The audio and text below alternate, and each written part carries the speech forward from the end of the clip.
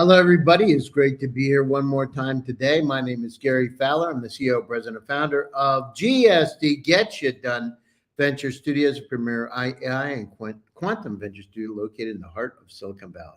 I'm a 17-time serial entrepreneur with several unicorns under the belt. I was on the original management team of Click Software, which was sold to Salesforce for 1.35 billion, and also Eva.ai, an AI tech company that I co-founded with Dr. David Yang.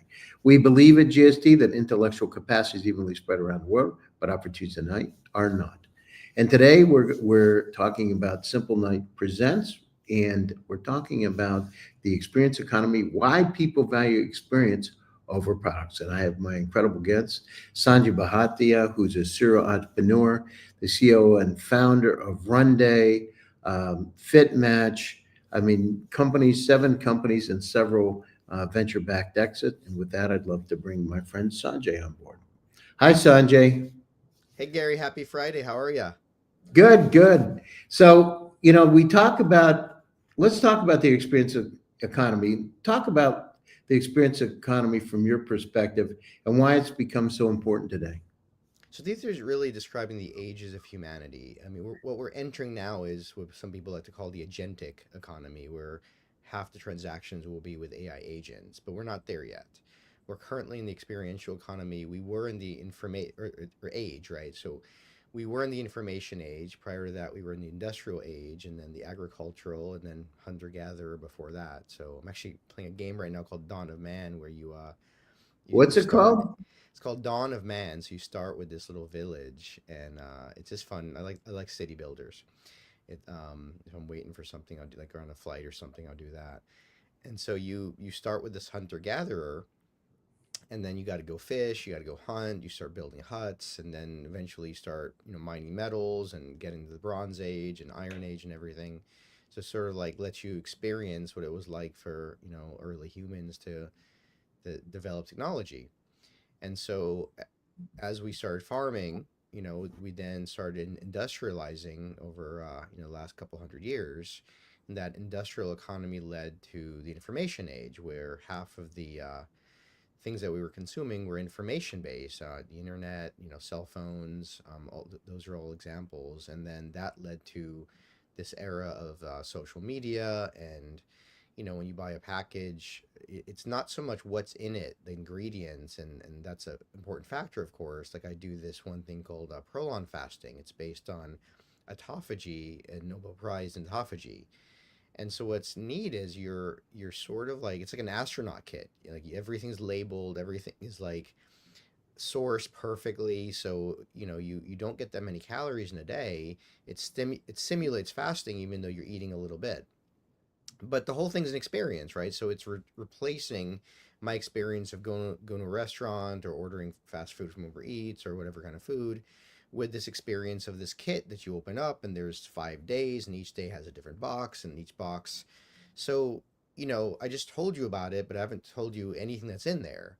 But it's interesting, right? So people are selling experiences, whether you're going to Formula One and watching a race, or you're doing a fast, or you're on social media. These are all experiences, and this now dominates the economy. That means the majority of value created, not necessarily the ingredients, but the amount of money you spend on something. That profit is all coming from the experience you get from something, not so much the ingredients or the components or the physical features and capabilities. It's about what you want to experience, not what you need. Although we are now rapidly entering, kind of exiting the experiential economy and entering the agentic economy, or the age of agents. So, why do you think we shifted from valuing intangible products to pri- prioritize tangible products, prioritizing intangible experiences? Why is that shift taking place? There's a lot of theories on how it happened. Part of it was, you look at World War II and kind of the mid 20th century war propaganda, and that evolved into modern advertising. And those, whether it's selling a diamond, or whether it's selling a health solution, they sort of realized that it was far more effective to target us at a more visceral, emotional level, and that people are more likely to be raving fans if they had a good experience from the product. I mean, say you buy the fastest car, like you buy Tesla Plaid or something. Like it's not any better at driving or getting you to work, right? But that acceleration you feel, right? Like that's how Tesla is such a valuable company today, because you experience this incredible thrill. Or Nvidia just broke $4 trillion in market cap. What are they selling? I mean, they're huge in AI, of course, but how they emerged was really they were selling these video game experiences. Like the graphics were just a little bit better. Oh, I Every remember. I had a direct conversation with Jensen about it back in 1993. I remember it. It's unbelievable now, right? Yeah, it was at Georgia Tech at the GVU. We did the first water simulation for the Olympics in '96 in Atlanta, and NVIDIA was a partner of Georgia Tech in some of those projects, and just simulating water was impossible at the time, and so computationally you couldn't do it. And since then the algorithms are a thousandfold better, and the hardware is a millionfold better. So we're a billion times better at doing things like water simulation now than we were in the '90s. And so, does it make is it make the game any more functional? No, you could have like 2D pixel graphics from the '80s and kind of sort of have the same functional experience, but Nvidia is a $4 trillion company because it pursued the no compromise acceleration beyond Moore's law of those experiences. Now those experiences are AI experiences. So yeah, you can use you can call a 1-800 number for your bank and hit one for this and two for that, except experience is terrible. And so and most websites today I would say are terrible. So we're still kind of in this blend phase where AI and experiences are kind of hand in hand. Eventually where we may let go of screens and our experiences will be more augmented reality. Or I'm a big fan of these new these glasses, like these meta glasses, where it has cameras on it, can see what you're doing, and you can ask the AI questions, and it's just sort of a helper that's always there for you. And that experience is going to be important. People are taking that to the next level. People are having relationships with AI experiences. So we're blending these things together right now, and we're entering a world where right now a small part of the economy is AI agents. It's I don't know if it's even at 1 or 2% yet, but it'll end up being the majority, at least um, over 50% within the foreseeable future. But we're still in this transition. What psychological factors drive people to prefer experiences over physical goods? What's changed? At the extreme, it's addictive tendencies. Look at TikTok and how it works. It's actually Well, that's the immediate. next thing. It's how TikTok and Instagram influence the people's pursuit of experiences, right? Yeah, so when you gamble at a casino, I'm not a big gambler, so I'd rather just keep investing in Bitcoin and make money that way, and not do a whole lot. When I try to trade, it doesn't work so well for me. But just buy and hold does. But a lot of people like the trading aspect of it, whether it works or not. And so you go to a casino, and it's not so much so you play a little bit, and then you win, and then you don't win, and then you don't win, then you might win, and then you win. So just that uncertainty is a need for many people. So that uncertainty is one of Tony Robbins has a framework where it's the six basic human needs, and uncertainty is a need for everyone, but for some people it's their most significant need. And so for those people, casinos or TikTok, these types of systems, these experiences are satisfying to a level where they're actually addictive. How can, so talk about the economy and business. How can product based businesses transition effectively to an experience based model, experience driven model? And do they have to do that? Yeah, we're already there. We're already past the point where the majority of the marketing is based on the experience. And like I saw an ad for an AI agent platform the other day, and it was sort of an interview, right? So the AI was interviewing for the job, and it's like, oh yeah, I want to balance work life balance. I want to work 24 hours a day, 7 days a week. Is that something I can do here? And so it's just, like people are Yeah, buying and based it'll on, cost you a tenth as much. Are you yeah, interested? and they'll work for a tenth as much, right? And Yeah. so that experience, it's really about brands, right? So when the brand positions itself as, hey, we're your digital worker and we want to work 24/7, 365, and it's sort of a brand identity people can relate to. The advertisement said nothing about the features of the product, right? It was all about this brand identity and how that's very appealing, of course, to an employer. How do you think this is gonna the economic implications of this experiential based um, spending, experiential based consumer spending patterns? How's it going to change with these experiential models? And what does it do for brand loyalty once you start to have these models? Does it increase it or decrease it? Increases brand loyalty. I mean, it creates really people are ecosystems or fans in an ecosystem of the brand. They kind of make a lifestyle out of it. I mean, a lot of ways is just as there's higher inflation, as we're sort of running low in natural resources, not in terms of running out, but in terms of them getting more and more expensive. We just can't, the experiences we buy can't be, 6,000, 8,000 pound cars. We just don't have the manufacturing capacity, the mining capacity to just make stuff and produce happiness in the economy the way we used to. It's just not going to happen. I mean, perhaps we have quantum robotics and things change one day, but at least with the technology we foresee today, we're just not going to have that. Especially, it's not just America, right? So we had a period where most of the world was just producing low cost materials and components for America, and America was the sole consumer of all the luxury of all the better products. Now everyone in the world wants to live a good lifestyle. So we just simply can't do it with a materialistic lifestyle in terms of physical materials. There's just no way to do it. The people just can't afford it.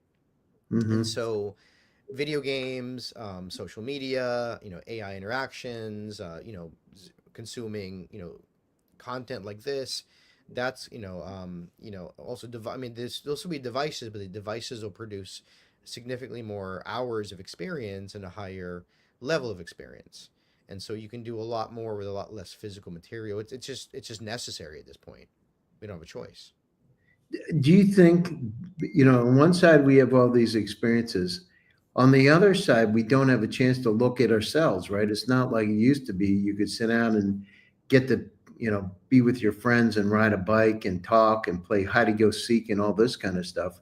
Are we distracting from the real human experiences by moving into this experiential based model, or does it help us?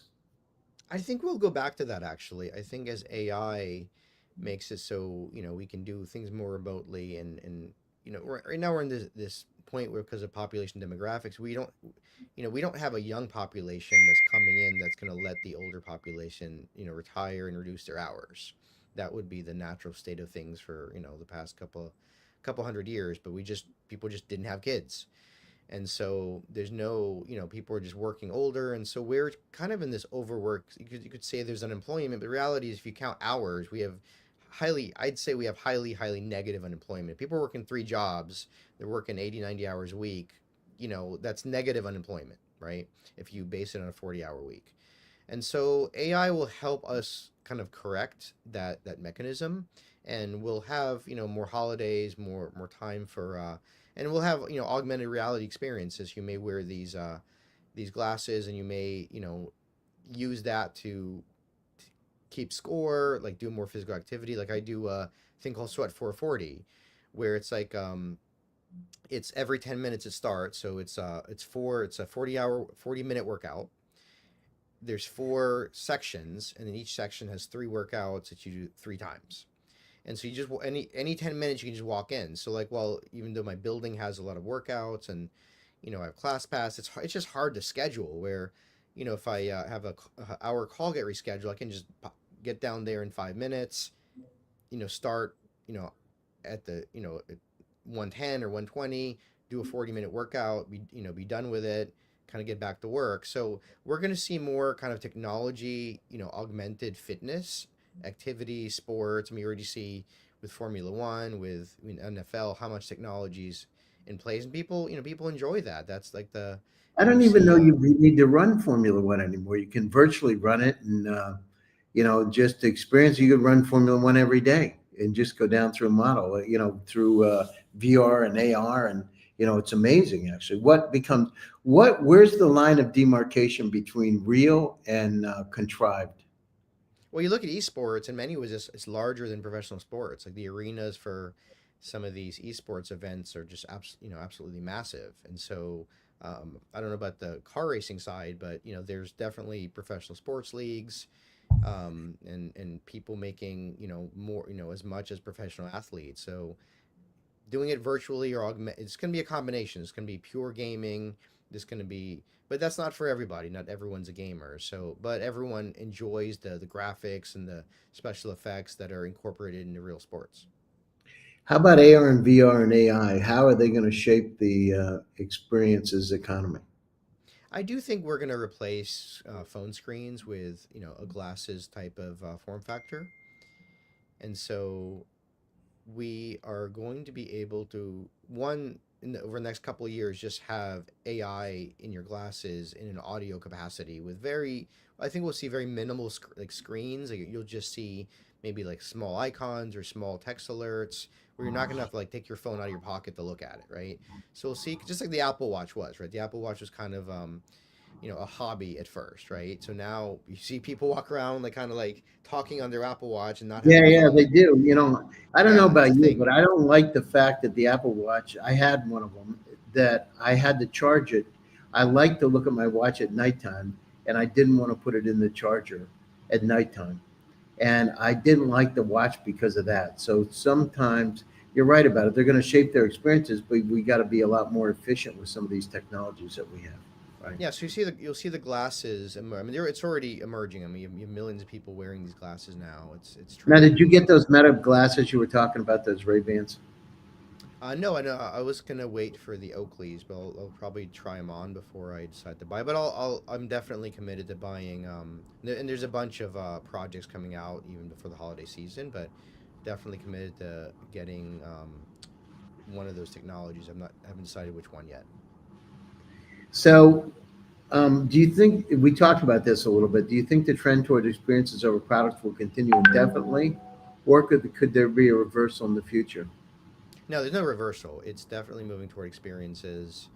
And then also people getting involved in ecosystems like I just it's Prime Day, and I used my Prime discounts to get a bunch of camera equipment, and it's interesting how the experience and like the identity you have with using these cameras makes such a difference. And so we're accelerating toward the experiential economy. What kind of cameras? What are you going to do? Are they 3D, or what are you doing? What kind of No, it's cameras? not 3D. Although the 360 is starting to become a big thing, like 360-degree cameras. 3D is still up and coming, and so you see the Apple Vision. I think the full 3D you get with the Meta Quest and the Apple Vision Pro. That's going to be a niche market for a while. It'll still be 2D for quite some time, and eventually we will have the glasses with 3D. But that's not the next couple of years. That's going to be I can't time it, but multiple years in the future. And so it's not so much about the 3D. It's so more about just like not having your phone anymore, just being able to ask an AI to do something for you instead of having to like take your phone out and I mean, we just use our phones for so many things that like just giving a key to your housekeeper, or just checking on your kids, or just getting text messages. I mean, how many thousands of messages do we get every week now? So just like like having the AI handle a lot of that for you and like filter it to just give you what's most important. That's what's next, and that experience will let us spend more time in sports, and whether it's esports or watching Formula One, or practicing fitness activities like Sweat 440. We're gonna have more time with this age of AI, but we're still accelerating the experiential economy, especially because there's just not going to be enough energy to move 6,000-pound cars around as much as we used to. So for startups and entrepreneurs, Sanjay, what steps do they need to take to capitalize on the experience economy? A lot of it's customer success. And so, when I did the Tony Robbins Master University, they were just talking about how the, onboarding, it's like the worst part of any business. And that experience is usually terrible. And, I've even had some clients to talk to me about like some competitors that they've used to run day, and how, one of them was an investor, and were helping one of their companies, and they jumped on the onboarding call and they literally told them to watch YouTube videos. And so people don't want SaaS anymore, right? They just want more of a done for you or done with you experience. The SaaS model was sort of like you get one user, and then people expand to the team and the company, right? Well, there's no users anymore. Companies are shrinking. There's just no young workforce that's going to scale at the way it was when SaaS emerged in the start of the 21st century. And so you have to find other ways to do things for your customers. They don't want to log in. I mean, they have to for security, authentication, some things like that, but that should be a one-time process. You want to do as much as possible. Like at Runday, we leverage, spreadsheets and Google Docs. So there's some interface components there, but a lot of it is like, we think of it as a team of interns that never quits and never sleeps. So if you really hired a team of interns, what would they do? They would share Google Docs with you. You'd make tweaks to them. And so Runday works the same way. And so for a software business, like you gotta get away from this like per user model thinking of, oh, I'll get one user and then I'll add five, then I'll add 100. That's not gonna happen anymore. It's more, how can you actually help them generate revenue, reduce costs, get more tasks done? It's about agentic thinking now.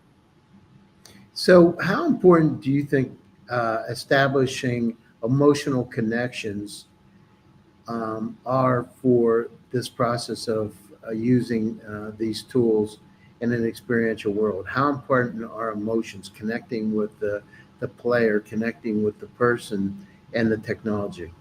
Very important if you want to sell and retain, right? So whether they use the features is not nearly as relevant as it used to be. People just don't have that kind of time anymore. It's more, are they going to adopt your brand, and then are they going to be loyal to your brand? And those are emotional decisions in both cases. What is one key takeaway you'd like to give our listeners about the experience economy, and then tell them a little bit about Runday? Yeah, I think the old saying was build it and they will come. Well, those days are gone. You have literally companies today that are using AI to build skeleton applications, and they're selling like crazy, right? They're more successful than companies that have built solid things, and they're fundraising. And so that's one important thing. And the experiences we create at Runday are really like as a brand ambassador, right? So we help represent your brand. We become a product expert, and then we make that emotional connection with the buyer based on looking at, actually reading and understanding example buyer websites. And what gets people to ignore one email and reply to another is very much emotional and not logical or intellectual these days. And you can get in touch with me, Sanjay at runday.ai, and would love to talk to you about how we can be your brand ambassador. That's great, Sanjay. Well, thanks for taking time to your busy schedule to join us today. And thanks to all my audience for joining one more time. My name is Gary Fowler, and I'm your host. And thanks to all of you. We're at about 1.2 million views now. And it's thanks to you for listening to the show. If you like it, like and subscribe. We'll be back again soon with another exciting edition of Simplenight Presents. And tune in, and we'd be great to have you here. Stay happy, stay safe, and stay healthy. And we'll be back to you again soon. Thanks, everybody, and thanks, Sanjay. Thanks, Gary.